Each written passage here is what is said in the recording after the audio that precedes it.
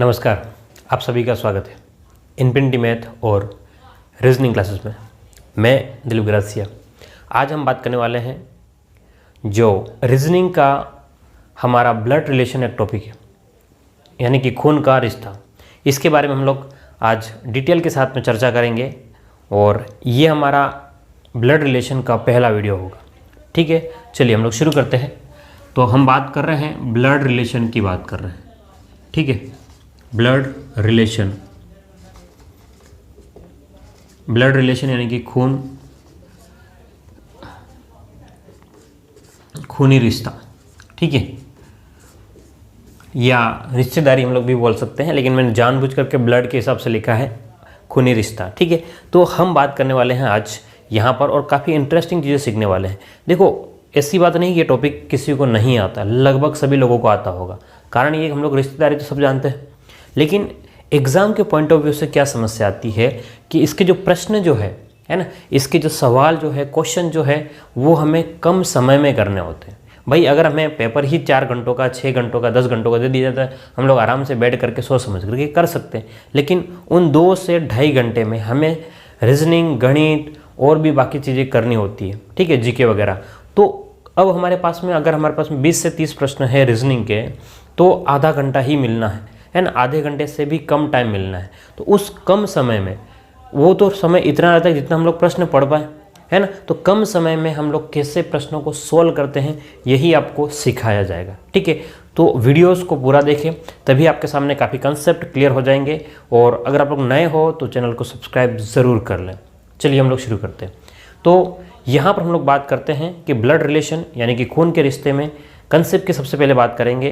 तो हमारे daily life में जो काम आती है ना, जो भी रिश्तेदारी काम आती है, वही रिश्तेदारी हम लोग यहाँ समझने वाले हैं। एक बात। दूसरी बात है कि यहाँ 2 बातें आपको ध्यान में रखनी है। कितनी बातें?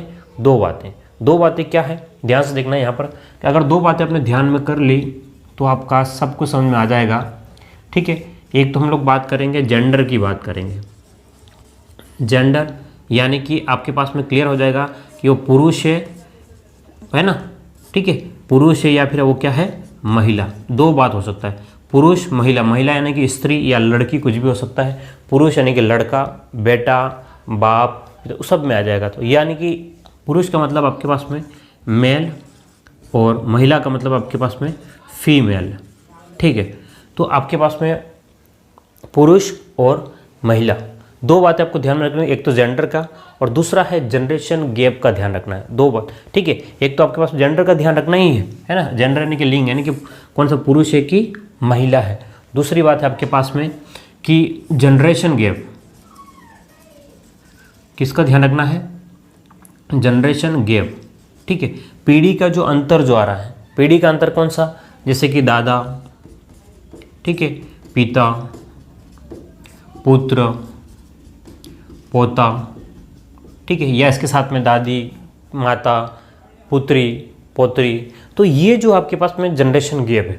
ठीक है, तो अब आपके पास में ध्यान समझना कि जब भी हम लोग यहाँ पर पुरुष और महिला की बात करेंगे, तो पुरुष को हम लोग वैसे अगर हम लोग त्रिभुज से लिखेंगे, पुरुष को हम लोग किससे डिनोट करेंगे, त्रिभुज से डिनोट करेंगे। और महिला, फीमेल को हम लोग डिनोट करेंगे, वो व्रत से करेंगे। ध्यान से समझना। ठीक है, हाँ, कोई अगर आप लोग चाहो तो उसको प्लस से भी लिख सकते हो। किससे? प्लस से भी लिख सकते हो, और इसको माइनस से भी लिख सकते हो। किससे?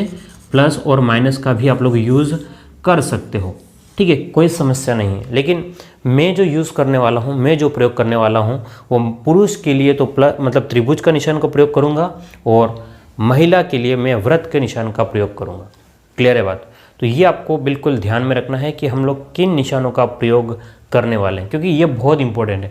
बाकी ये तो आपको जनरेशन गैप का, ये आपको किस प्रकार से समझना होगा वो ध्यान समझिएगा। जनरेशन गैप को हम लोग कैसे समझेंगे, तो यहाँ आपको अपने आप को स्वयं को मानना है। ठीक है, यहाँ किसको मानना है, स्वयं को।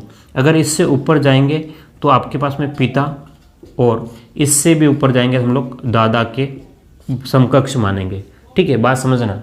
यहाँ आपको क्या मानना है, स्वयं को। उससे ऊपर जाएंगे तो पिता, और उससे भी ऊपर जाएंगे किसको मानेंगे, दादा मानेंगे हम लोग। ठीक है, और अगर इससे नीचे आएंगे तो कितना हो जाएगा आपके पास में, इसको मैं नए तरीके से लिख लेता हूँ ताकि, चलिए जनरेशन गैप को हम लोग किस प्रकार से समझेंगे तो यहाँ हम लोग स्वयं को मान लेंगे। किसको मान लेंगे? स्वयं को मान लेंगे। ठीक है, अगर यहाँ से ऊपर की ओर जाएंगे तो यहाँ पर आपके पास में पिता होगा या फिर कौन होगा? माता होगा। पिता होगा या माता होगा। उससे ऊपर जाएंगे तो कौन होगा? या तो दादा होगा या फिर कौन होगा? दादी होगी। ठीक है, अब बात समझना, अगर इसके नीचे की ओर जाएंगे तो पुत्र होगा और इससे भी नीचे जाएंगे तो आपके पास में कौन होगा? पोता। पोता, ठीक है, या पौत्री, पुत्र या पुत्री। ठीक है, ये आपको ध्यान में रखना है कि ऊपर और नीचे के क्रम में बढ़ेंगे। अगर मैं अगर बात करूँगा मेरे पिता और पिता के पिता तो दादा, मेरा पुत्र और पुत्र का पुत्र तो पोता। ठीक है, अगर इसके समकक्ष हम लोग चलेंगे इधर तो आपके पास में कौन हो जाएगा? भाई बहन हो जाएगा इसी साइड में। ठीक है, अगर माता पिता के साइड में अगर चलेंगे इधर तो आपके पास में कौन हो जाएगा? यहाँ पर पिता का भाई यानी कि काका काकी। ठीक है, चाचा और चाची, काका काकी जो भी बोला आप लोग, चाचा और चाची। ठीक है, यहाँ पर आपके पास में पुत्र पोत्री या फिर आपके पास में इस प्रकार से हम लोग चलेंगे। ध्यान समझना कि स्वयं को समझना है। यहाँ पर ये आपके पास में एक जो फ्लो जो चार्ट जो बन रहा है वो बहुत इंपॉर्टेंट है। तो यहाँ पर स्वयं को समझना है। ठीक है, भाई बहन इसके साथ में या तो इस साइड लिखेंगे या आप लोग इस साइड लिखेंगे, कोई समस्या नहीं होगी। उससे ऊपर या तो पिता होगा या फिर माता होगा। ठीक है, और अगर पिता और चाचा चाची या माता की बहन ये सब मामा मामी जो भी आप लोग लिखना चाहते हो। ठीक है, यहाँ पर जो भी आप लोग लिखना चाहते हो मामा मामी इन्हीं के समकक्ष रहेंगे। क्या रहेंगे? इन्हीं के समकक्ष रहेंगे। क्लियर है बात? तो आपको ये चीज़ दोनों बातें ध्यान रखनी है। एक तो ये फ्लो चार्ट और दूसरा ये आपके पास में पुरुष के लिए त्रिभुज का प्रयोग करेंगे और महिला के लिए हम लोग व्रत का प्रयोग करेंगे। उम्मीद करता हूँ आपको ये बातें बिल्कुल समझ में आ चुकी होगी। आप लोग इसको फ्लो चार्ट को बना लें, फिर हम लोग इसके कुछ कंसेप्ट को और भी समझेंगे कि क्या क्या कंसेप्ट है इसमें। चलिए, उम्मीद करता हूँ आपने लिख लिया होगा।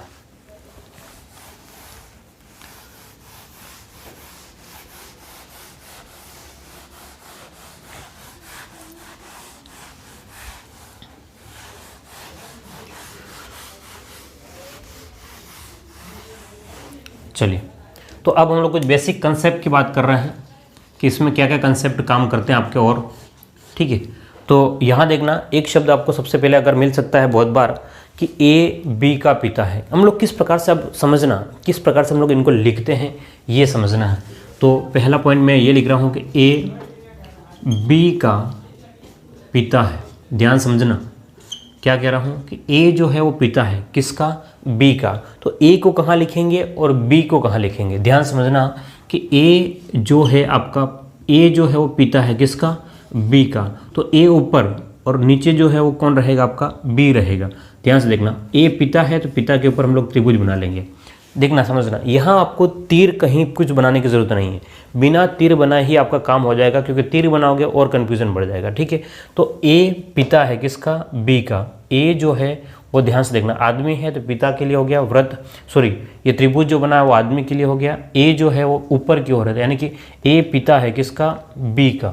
ठीक है, तो ये आपके पास में कंसेप्ट हो जाएगा। अगली बात करें, ठीक है, अगले अगर हम लोग बात करें तो किस प्रकार से हम लोग समझेंगे। यहाँ आपको इस प्रकार से त्रिभुज नहीं, तीर नहीं बनाना है नीचे लेकर के आना, ऐसा बिल्कुल भी नहीं करना है। ठीक है, चलिए आगे की बात करते हैं। सॉरी, अगर आपसे कहता है कि ए बी की माता है, ध्यान से देखना, तो हम लोग किस प्रकार से बनाएंगे। ए जो है वो माता है किसकी? बी की। बी की माता कौन? ए। तो ए के ऊपर आपके पास में क्या बन जाएगा? व्रत बन जाएगा। ए के ऊपर क्या बन जाएगा? आपका व्रत। ए क्या है आपके पास में? माता है किसकी? बी की। ए जो है वो माता है किसकी? माता है बी की। ए जो है वो माता है, समझना बात को, ए जो है वो माता है किसकी? बी की। बी से ऊपर की ओर माता है, इसलिए व्रत। ठीक है, चलिए एक और अब तीसरी बात हम लोग बात समझते हैं। ये कंसेप्ट समझ रहे हैं कि किसके लिए हम लोग क्या प्रयोग करेंगे, किस प्रकार से प्रयोग करेंगे। एक बार सीख लेते हैं इसको, फिर क्वेश्चन फटाफट हो जाएंगे, आपको बहुत जल्दी तरीके से हो जाएंगे। ठीक है, आप लोग इन कंसेप्ट को लिख लेना। चलिए अगला जो है आपके पास में, A is the son of B. A is the son of B. A B का पुत्र है, अगर ऐसा लिखना पड़े, A is the son of B, A B का पुत्र है। ए क्या है आपके पास में, ए कह रहा है कि ए जो भी है वो बी का पुत्र है, यानी कि बी ये रहा और उसका पुत्र कौन, ए जो है वो पुत्र है, ए पुत्र है किसका, बी का। यहाँ पर बी कौन आदमी है कि महिला उसने नहीं बोला है, ठीक है कोई बात नहीं। ए जो है वो पुत्र है किसका, बी का, तो ए नीचे आ गया।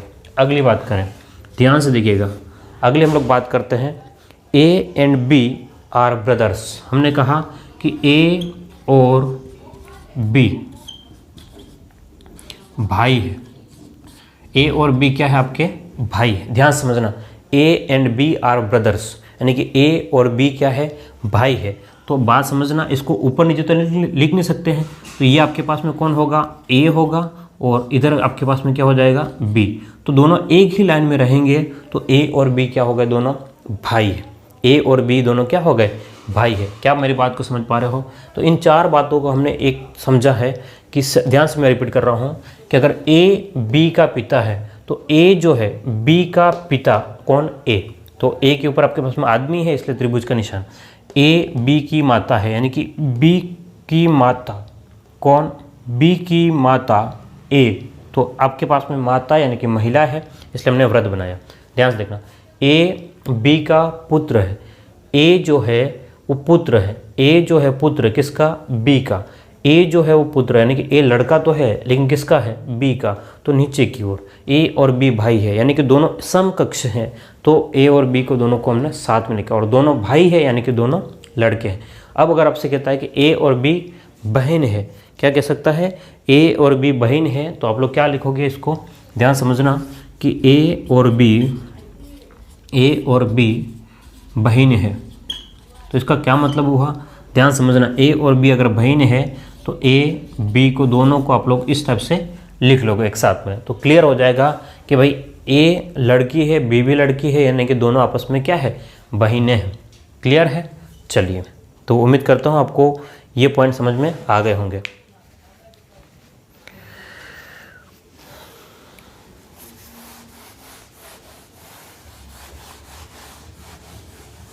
चलिए, तो अगला कंसेप्ट हम लोग जाते हैं कि हम कहते हैं कि भाई ए इज़ द, क्या कह रहा हूँ, A is the sister of B, A is the sister of B, A is the sister of B, यानी कि ए बी की बहन है,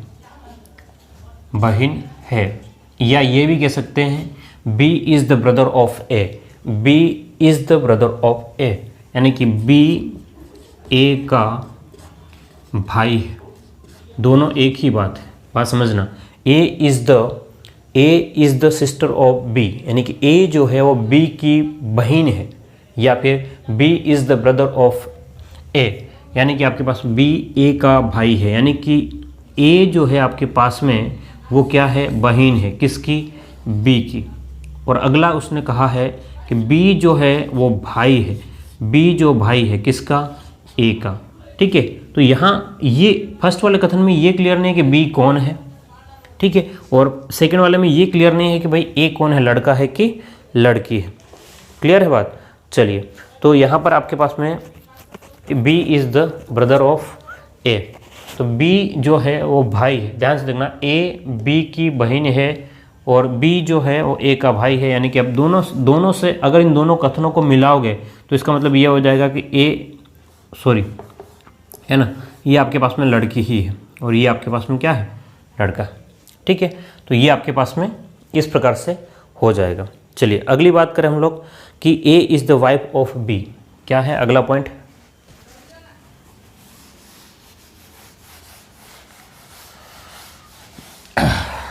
अगर कभी कभी कह दिया जाएगा कि A is the wife of B, यानी कि ए बी की पत्नी है। ध्यान समझना, ए बी की पत्नी है। अब यहाँ एक प्रॉब्लम क्रिएट हो जाएगी। क्या, ध्यान से देखो, हमने कहा कि भाई ए लड़की है और बी है वो आदमी है, तो हमने ये बना दिया, लेकिन एक समस्या है। ध्यान से देखो भाई, जब भाई बहन के लिए हमने यहाँ पर कुछ भी प्रयोग, ये और ये तो एक जैसा दिख गया, तो ये भाई बहन है कि पति पत्नी, ये क्लियर नहीं हो पाएगा। तो जब भी हम लोग कपल की बात करेंगे, पति और पत्नी की बात करेंगे, इन दोनों के बीच में प्लस का निशान लगा देंगे। ध्यान समझना, ठीक है, क्योंकि अंतर क्लियर करने के लिए कि भाई कौन लड़का है और कौन लड़की है, तो ए और बी के बीच में हम लोग किसका निशान का प्रयोग करेंगे, प्लस का निशान का प्रयोग करेंगे। तो ए जो है वो पत्नी है किसकी, बी की सॉरी, ए जो है वो पत्नी है किसकी, बी की। क्लियर है? या बी जो है वो पति है किसका, ए का। तो हम लोग बीच में प्लस का निशान करेंगे। इसीलिए मैंने पहले कहा कि वहाँ पर हम लोग भाई लड़के और लड़की के लिए प्लस का निशान का प्रयोग नहीं करेंगे, क्योंकि हम लोग प्रयोग यहाँ करने वाले हैं। क्लियर है? चलिए, उम्मीद करता हूँ आपको ये कंसेप्ट भी समझ में आ गया होगा। चलो, अगर आपसे कहता है कि ए बी का चाचा, ए जो है वो बी का चाचा है। आप समझना, ए चाचा है किसका, बी का। तो अब आपके पास में ये यहाँ थोड़ा सा कन्फ्यूजन बढ़ेगा, लेकिन आपको क्या करना, एक प्रोसेस के थ्रू चलना है। देखो ध्यान से, बी जो है, बी जो भी होगा उसका पिता यहाँ होगा, बी का पिता तो यहाँ होगा, बी का पिता यहाँ होगा, पिता का जो भाई है वो कौन है, ए है। ध्यान समझना, ये आपके पास में बी का पिता और पिता का भाई तो चाचा, तो ए चाचा है किसका, बी का, ए चाचा है बी का। क्लियर है? ए जो है वो चाचा है किसका है, तो बी का। तो ध्यान से देखना, हमें पूरा रिश्ता लिखना पड़ेगा, नहीं तो आप कन्फ्यूजन में बढ़ जाओगे। ए और बी चाचा है तो फिर आप समझ नहीं पाओगे कौन क्या है। ठीक है? तो ये एक सबसे बेस्ट तरीका है। क्वेश्चन जब करेंगे हम लोग बिल्कुल आसानी से हो जाएगा, बहुत सरल तरीका है। ठीक है? पहले मैं भी तीर से ही बताता था, लेकिन आपको एक नया तरीका जो ढूंढा है उससे और आपको आसानी मिल जाएगी। ठीक है? ध्यान से देखना कि ए बी का चाचा है, यानी कि ए जो है वो चाचा है किसका, बी का। अगर या फिर ये कह सकता है कि आपके पास में चाचा केस की जगह क्या हो सकता है, चाची। उस कंडीशन पे क्या हो जाएगा भाई कि आपके पास में ये बी जो है, बी का यहाँ तो पिता हो जाएगा, और पिता जो है आपके पास में यहाँ अगर चाचा होगा और उसकी पत्नी जो है उसकी बात करेंगे तो आपके पास में जो है ए जो है वो बी की क्या है, चाची है। तो हम लोग इस प्रकार से यहाँ प्लस नहीं करें हम लोग। ठीक है? प्लस करें तो फिर हस्बैंड वाइफ हो जाएंगे, तो प्लस का निशान हम लोग प्रयोग नहीं करेंगे। तो भाई ए का जो भाई है ये आपके पास में, बी का पिता और पिता का भाई और भाई की पत्नी जो है, भाई की पत्नी जो है वो क्या है, इसकी चाची हो जाएगी। क्लियर है? तो इस तरीके से हम लोग अगर निशानों का प्रयोग करेंगे तो आपके काम आसान हो जाएंगे। तीर का प्रयोग नहीं करना पड़ेगा, कुछ लिखने की ज़रूरत नहीं पड़ेगी। क्लियर? चलिए और कुछ और देख लेते हैं। A is the grandfather of B, A B का दादा है। ठीक है? हम क्या कह रहे हैं कि ए बी का दादा है। अब बात समझना कि भाई ये बी है, बी का पिता और उसका भी पिता कौन, ए। तो ए जो है वो बी का दादा है। भाई बीच में कौन आएगा, पापा तो आएगा ही, पापा तो आएगा ही आएगा, है ना। उसके बिना तो काम चलना नहीं है। तो हम लोग क्या लिखेंगे भाई कि बी का दादा ए है, तो बीच में कौन आ जाएगा, आपका पिता आ जाएगा। क्लियर है? चलिए एक और पॉइंट की बात करते हैं, और अंतिम पॉइंट जो है आपके पास में, A is the son in law of B, है ना। ए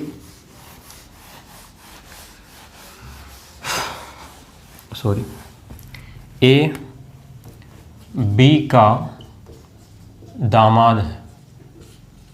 ए जो है वो दामाद है किसका, बी का, यानी कि बी ये है और बी की बेटी होगी, और बेटी का जो पति जो है वो कौन है आपके पास में, ए है। तो बी का दामाद कौन है आपके पास में, सन इन लॉ। तो ए बी का बेटी हो गया और बेटी का पति, तो आपके पास में क्या हो जाएगा, दामाद हो जाएगा। क्लियर है? चलिए उम्मीद करता हूँ ये आपको समझ में आ गया होगा, है ना।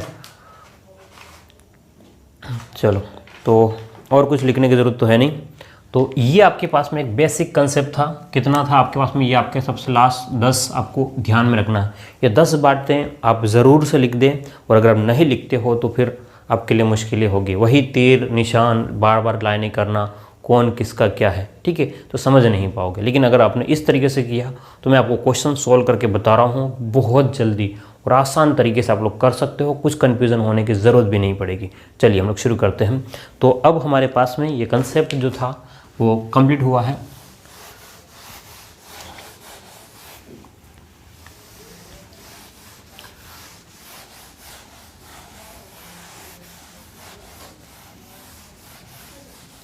चलिए, तो हम ब्लड रिलेशन की बात कर रहे हैं। किसकी बात कर रहे हैं भाई? ब्लड रिलेशन की ही बात कर रहे हैं,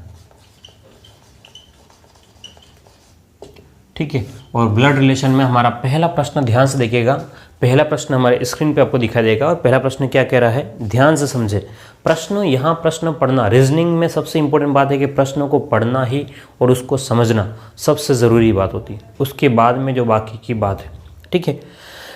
सॉरी, जो प्रश्न ध्यान से देखिएगा कि x जो है वह y की बहन है।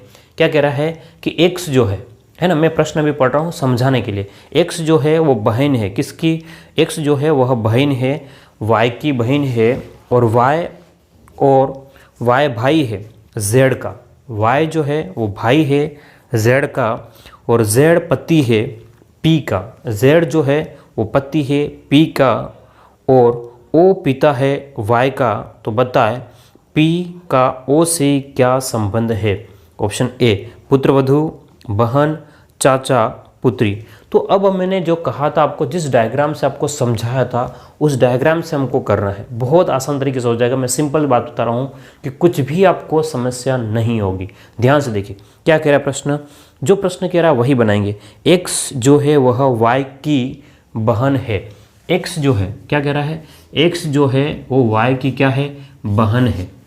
यही तो मैंने सिखाया था, जब भाई बहन हो तो आपकी स्टेप से x जो है वो बहन है, किसकी? y की। आगे क्या कह रहा है, y की बहन है और y भाई है z का। y जो है वो भाई है, किसका? z का। y जो है वो भाई है z का, और z जो है वो पति है। z जो है वो पति है, किसका? पति, यानी कि प्लस का निशान प्रयोग करेंगे। z जो है वो पति है, किसका है? p का। z जो है वो p का पति है, और o पिता है, ठीक है। और o जो है वो पिता है y का। o क्या है आपके पास में? पिता है, किसका है? y का। तो ध्यान से देखना, बात समझना कि भाई x और y भाई बहन, x और z भी क्या हो जाएंगे? भाई बहन, ठीक है। तो यहाँ से आगे और क्या कह रहा है कि बताएं p का o से क्या संबंध है? p और o का आपस में क्या संबंध है? p का और o का क्या संबंध? ध्यान से देखना कि y का पिता जो है o है, तो x का पिता भी o होगा, z का पिता भी o होगा। तो अब सीधी सी बात है कि भाई इसका पिता, z का जो पिता है वो o है, और z की जो पत्नी है वो p है। तो p का o के साथ में क्या संबंध हुआ? तो भाई p जो है वो या तो पुत्रवधू होगी, क्योंकि p o का बेटा z है, और z जो है उसकी पत्नी जो है वो p है। तो यहाँ से आप लोग कह सकते हो कि p जो है वो पुत्रवधू है, बेटे की वाइफ है। या दूसरी बात है कि अगर इसका उल्टा संबंध कहे कि भाई तो o जो है वो ससुर है, किसका है? तो p का। ऑप्शन ध्यान से देखिए, पुत्रवधू, बहन, चाचा और पुत्री। तो आप सीधी सी बात है कि पुत्रवधू है, क्योंकि ये o जो है वो इन सब का, किसका? x, y और z का पिता है। तो पिता जो है, तो यहाँ पर आपके पास में क्या आ जाएगा? ऑप्शन नंबर आपके पास में ए जो है वो क्लियर हो जाएगा। ऑप्शन ए जो सही माना जाएगा, पुत्रवधू। ऑप्शन ए क्या माना जाएगा? पुत्रवधू। उम्मीद करता हूँ आपको ये समझ में आ गया होगा। यहाँ क्वेश्चन को पढ़ना और उसको बनाना ही ज़रूरी है बस, और कुछ भी ज़रूरी नहीं है। चलिए, ये पहला प्रश्न था हमारा, ठीक है। अगला क्वेश्चन की बात करते हैं। क्वेश्चन नंबर सेकंड की बात कर लेते हैं। सेकंड क्वेश्चन क्या कहता है, ध्यान से समझेंगे। सेकंड क्वेश्चन क्या कह रहा है आपके पास में? प्रश्न ये है कि P Q का पुत्र है। P जो है वो पुत्र है, किसका? Q का। P पुत्र है, ध्यान समझना। P जो है वो पुत्र है, किसका? तो कह रहा है कि भाई Q का। Q ऊपर, ठीक है, क्योंकि Q का पुत्र कौन है? Q का। जबकि Q तथा R आपस में एक दूसरे की बहन है। Q और R आपस में क्या है? एक दूसरे की बहन है। आपको लाइन नहीं करनी है, तो Q और R आपस में क्या है? एक दूसरे की बहन है। आगे क्या करें? अगर लाइन कर लो तो भी कोई समस्या नहीं है, ठीक है, लेकिन वो बिना लाइन के काम चल जाएगा, फालतू टाइम क्यों खराब करोगे। Q और R आपस में एक दूसरे की बहन है। T R की माँ है। T जो है वो माँ है, ध्यान समझना। T जो है वो माँ है, किसकी? R की। तो Q की भी माँ हो जाएगी T, ठीक है। अब आगे और प्रश्न क्या कह रहा है, यदि एस टी का पुत्र है, एस जो है वो पुत्र है किसका, टी का, ध्यान से देखना, एस जो है वो पुत्र है किसका, टी का, यानी ध्यान से देखना ये दोनों बहनें हैं, इसकी माँ जो है वो टी है, क्यू की माँ टी है, आर की माँ टी है और एस का माँ जो है वो टी है। तो अब प्रश्न आगे क्या कह रहा है, तो निम्नलिखित में से कौन सा कथन सत्य है। यहाँ पर आपको चारों चार चेक करने पड़ेंगे। तो कथन क्या कह रहा है, टी क्यू का भाई है, टी और क्यू आपस में भाई बहन है, नहीं हो सकता, क्योंकि एक भाई बहन का मतलब है एक लाइन में होना चाहिए। पहला कथन तो गलत है, ठीक है, पहला कथन तो आपके पास में ऑप्शन ए जो है वो तो गलत हो गया। ऑप्शन बी को चेक करो, ध्यान से देखेंगे बी को क्या कह रहा है, बी ऑप्शन क्या कह रहा है, एस पी का चचेरा है, एस और पी आपस में क्या है, चचेरा।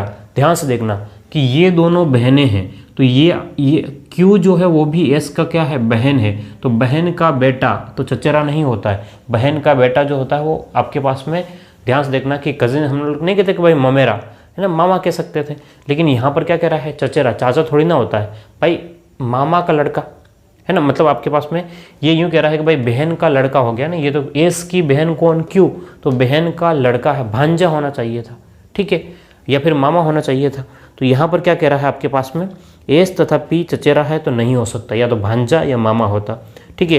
क्यू तथा एस बहन है, क्यू और एस बहन नहीं है भाई, भाई बहन है। क्यू और एस जो है आपस में क्या संबंध है, तो भाई और बहन का नहीं। तो एस और पी का संबंध जो आपके पास में लास्ट वाला ऑप्शन जो बचता है कौन सा, एस पी का मामा, एस जो है वो मामा है किसका, पी का। सी भी गलत है, बी भी गलत है, आपका डी जो है वो सही है। ध्यान समझना, यहाँ कुछ भी नहीं लाइनिंग करने की ज़रूरत नहीं है आपको, ठीक है, बिल्कुल सीधे तरीके से प्रश्न हो जाएगा। आप चाहो तो कर सकते हो, कोई इशू नहीं है, लेकिन आपका टाइम आपका ही खराब होना है, ठीक है। उम्मीद करता हूँ ये आपके पास में समझ में आ गया होगा। चलिए अगला एक और क्वेश्चन देखिएगा।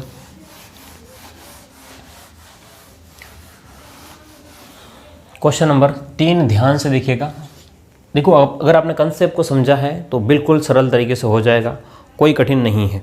ध्यान से देखिएगा, अरुण रोहित का पिता है। अरुण जो है, ध्यान से देखना, मैं एक एक अक्षर से लिखूंगा। अरुण जो है पिता है, अरुण जो है वो पिता है किसका, रोहित का, रोहित भी लड़का हो गया, ठीक है। अरुण जो है पिता है रोहित का। आगे क्या कह रहा है, रोहित माला का भाई है। रोहित जो है वो भाई है किसका, माला का, यानी कि एम का भाई कौन है, रोहित है। और आगे क्या कह रहा है, तो दिलीप का रोहित से, माला दिलीप की पत्नी है, और माला जो है वो पत्नी है, माला जो पत्नी है किसकी, दिलीप की। ओके, मेरा ही नाम आ गया भाई, माला जो है वो पत्नी है किसकी, दिलीप की।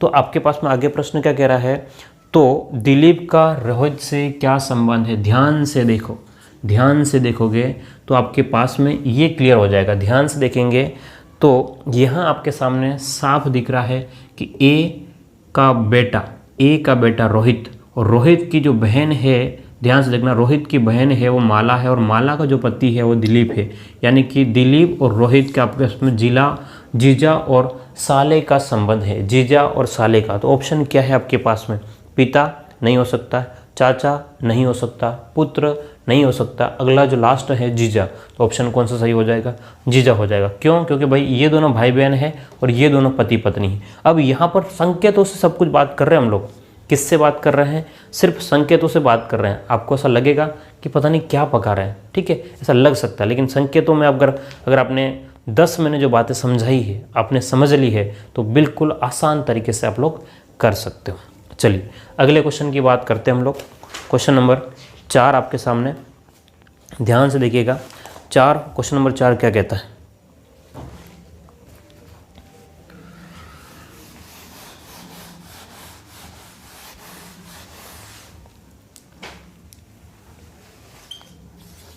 क्वेश्चन नंबर 4 क्या कहता है, यदि हैशटैग जो है वो अल्फा का भाई है।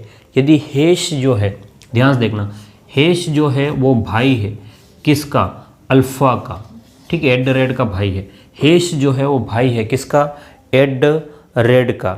और आगे क्या कह रहा है कि बराबर @ की पुत्री है, बराबर जो है वो पुत्री है किसकी, @ की। @ की पुत्री कौन है, @ की पुत्री कौन है, बराबर। ध्यान से देखना, ये आपके पास में हैशटैग जो है वो भाई है किसका, @ का, और @ की पुत्री जो है वो बराबर है, संकेत से समझना, ठीक है, बराबर है। आगे क्या कह रहा है कि बराबर की @ की पुत्री है, और डॉलर हैश की बहन है। डॉलर जो है वो बहन है, डॉलर जो है वो बहन है किसकी, हैश की, ठीक है। डॉलर जो है वो क्या है, बहन है हैश की, और एंड बराबर का भाई है। और एंड जो है, ध्यान समझना कि एंड जो है वो बराबर का क्या है, भाई है। अब ऐसा दिखे हमने, ऐसा लगेगा कि भाई क्या चीज़ें चल रही है। देखना, कहीं कुछ लिखने की ज़रूरत नहीं, ना भाई पुत्री पुत्री कुछ नहीं लिखना है, बिल्कुल समझ में आ जाएगा। ध्यान से देखना कि मैं कैसे पढ़ रहा हूँ। हैशटैग देखो, ध्यान से देखना, ये त्रिभुज बना हुआ यानी कि लड़का है, हैशटैग भाई है किसका, @ का, और @ का जो पुत्री है वो बराबर है। और आपके पास में कहा है कि भाई ये डॉलर जो है वो हैशटैग की बहन है, डॉलर जो है वो क्या है, हैशटैग की बहन है। और आगे कहा कि एंड जो है वो बराबर का भाई है, एंड जो है वो किसका बराबर का भाई है। तो एंड का अंकल कौन है, एंड का, तो आपके पास में इसका ध्यान से देखना, इसके लड़की और लड़का, तो @ का लड़की और लड़का, तो एंड का अंकल कौन है, तो हैशटैग, ठीक है। एंड का भुआ कौन है, तो ये वाला, तो एंड का अंकल कौन है, तो आपके पास में आप सीधा कहोगे हैशटैग इसका अंकल है, चाचा हो गया भाई, ठीक है। कौन हो जाएगा, हैशटैग। तो आपके पास में ऑप्शन कौन सा हो जाएगा, ऑप्शन डी सही हो जाएगा। तो ये जो था हमारा आज का रीजनिंग का जो टॉपिक हमने स्टार्ट किया है। हमें इसमें 3 टाइप के प्रश्न पढ़ने हैं, एक तो पजल वाले पढ़ने हैं, दूसरा मतलब एक पॉइंट वाले, एक टारगेट करके बोलेंगे, और ये अभी तीसरा हमारे पास में चल रहा है। तो हम तीनों ही तरीके से समझेंगे। ये हमारी ब्लड रिलेशन, खून के रिश्ते में पहली क्लास थी, ठीक है। इसी प्रकार की बाकी क्लासें भी जारी रहेगी आपके लिए, ठीक है। तो उम्मीद करता हूँ आपको समझ में आया होगा। इस चैनल को सब्सक्राइब ज़रूर कर लें, ठीक है, क्योंकि आप लोग 50% लोग सब्सक्राइब नहीं कर रहे हैं, वो देख ज़रूर रहे हैं, ठीक है। उम्मीद करता हूँ कि आप लोग सब्सक्राइब ज़रूर करेंगे। फिर मिलते हैं हम लोग अगली क्लास में, और शेयर ज़रूर करना, और पसंद आया हो तो लाइक करना। Thank you.